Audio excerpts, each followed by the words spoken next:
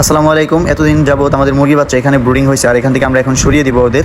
তো এখান থেকে সরিয়ে আমাদের পুরাতন একটা ব্রুডিং সিস্টেম আছে, ওইখানে রাখবো। আর ওটা পরিষ্কার করতে হবে। ওটার ভিতরে আগে থেকে আমরা অনেকগুলো মুরগি রাখছিলাম, এদিকে নোংরা হয়ে রয়েছে, ওটা পরিষ্কার করা হয় না, আমি ঘুরতে গেছিলাম যার কারণে। তো এটাকে আমরা এখন পরিষ্কার করবো। এটার ভিতরে অনেক খানার ট্রে এগুলো আছে, এগুলো আমরা সরাইয়া তারপরে এটাকে পরিষ্কার করবো।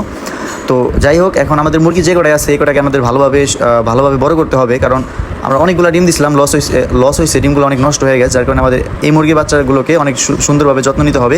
দেখি আল্লাহ কি দেয়। এগুলো হলো এই বাটি মানে যেগুলো দিয়ে আমি খানা দিছিলাম, তো ওগুলো সবই পরিষ্কার করে দিতেছি। তো প্রথমে আমরা এই জায়গাটা পরিষ্কার করে নেব, কারণ এই জায়গার ভিতরে আমরা অনেকদিন যাবত মুরগি পাচ্ছি, যেহেতু ঘরের ভিতরে গন্ধ হয়ে গেছিলো, যার কারণে মুরগিগুলো আমরা সরাই দিয়েছিলাম বাইরে বড় হওয়ার পরে। তো এগুলো আমরা বড় হওয়ার পরে বাইরে একটা সিস্টেম বানাই দিব, আলাদা শেড বানাই দিব, ওখানে রাখবো। তো আপাতত এই ছোটো মুরগি বাচ্চা গন্ধ নাই, এই যার কারণে আমরা ঘরের ভিতরে এখানে রাখার চেষ্টা করবো। এটা বাইরে রাখলে হয়তো বাঁচবো না, আর ওরকম বাইরে জায়গাও নাই রাখার মতো। বড় হইলে ওরা একা একা খাইতে পারে, ভালোভাবে চলাচল করতে পারে, যার কারণে আমরা ওদের ছোটোকালে এখানে রাখবো। তো দেখেন আমাদের এখানে যে কবুতরের খানা ফালাই করছে কি, কারণ কবুতরের খানা দিলে পরে বেশি বেশি, যার কারণে আমরা কমাই খানা দিই, তাও ফালাই দেয়। কিন্তু কবুতরের খানা দেওয়া দরকার 1 মুঠ, কারণ প্রত্যেকটা কবুতর অনুযায়ী 1 মুঠ করে খানা দেওয়া দরকার, কারণ ওদের বেশি খানা দিলে ওরা অপচয় করে।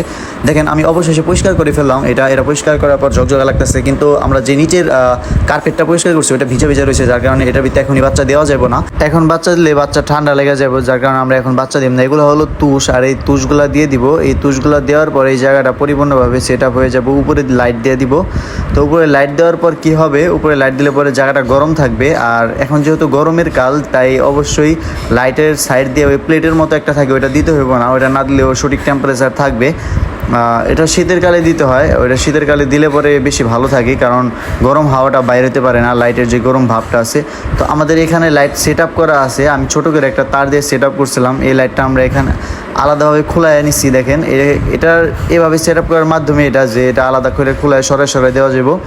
তো এখন আমরা এটা এখানে লাগাই দিব, এই লাঠিটার উপরে স্যাম্পলভাবে লাগাই দিব, কারণ জানি সরানো যায়। এটা আমরা বানাইছি হলো ডিমার সিস্টেম দিয়ে, কারণ লাইট যখন পাওয়ার কম হবে, যখন বেশি গরম হয়ে যাবে, আমরা ডিমারের মাধ্যমে লাইটের আলোটা কমাই দিব, যার কারণে আমরা ডিমারটা দিছি। যাই হোক, এখন আমরা এই যে স্টিলের এই জিনিসটা পরিষ্কার করে দেব, কারণ এটার ভিতরে অনেক ময়লা লেগে রয়েছে, দেখতে অসুন্দর লাগে, আর এটা থেকে রোগ ছড়াইতে পারে সম্ভবত, যার কারণে আমরা এটাকে এখন পরিষ্কার করে দেব।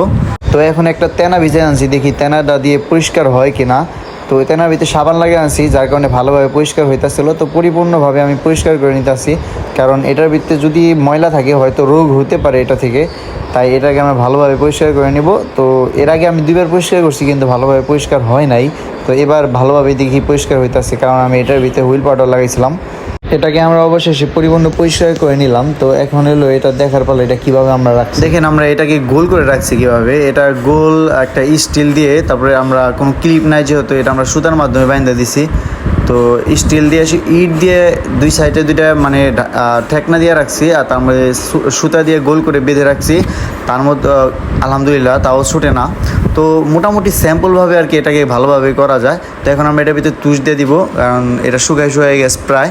তো তুষ দিয়ে রাখবো, আর তুষটা যেহেতু একটু ভিজা রয়েছে, যার কারণে আমরা তুষ দেওয়ার অনেকক্ষণ পরে আমরা এই জিনিসটাকে, কারণ তুষ আমরা একটা বাইরে রাখছিলাম, বাইরে রাখার পরে বৃষ্টির ফোঁটাতে কেদা দিয়ে মাখায় এই কাগজটা নষ্ট হয়ে গেছে, ভিতরে পানি ঢুকছে, যার কারণে একটু দলা দলা হয়ে গেছে।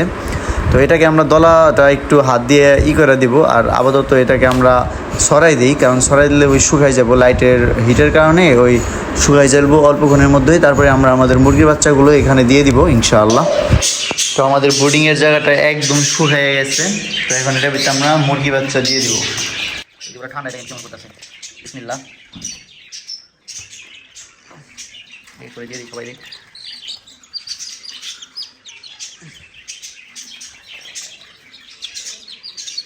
আমরা ওদের এখন পানি দিব। তো পানি আমি 1 লিটারের একটা বোতলের ভিতরে হাফ করে নিছি।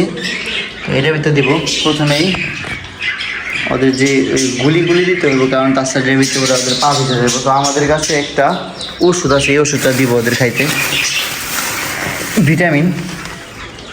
এখন তোমার বাচ্চা যে ভিটামিনের ঘাটতি করতে পারে, যার কারণে আমরা ভিটামিন দেবো ইনশাআল্লাহ। তো এটা দিব আমি 1 মিলি পরিমাণের 1 লিটার পানিতে।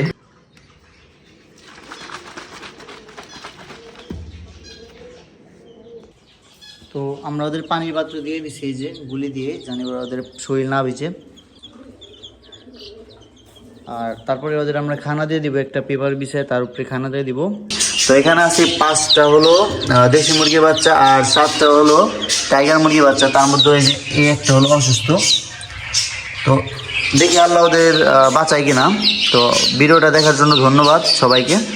আর আরেকটা কথা হলো, তো আমাদের পাশে থাকবেন, দেখি ওদের আপডেট জানাবো ইনশাআল্লাহ।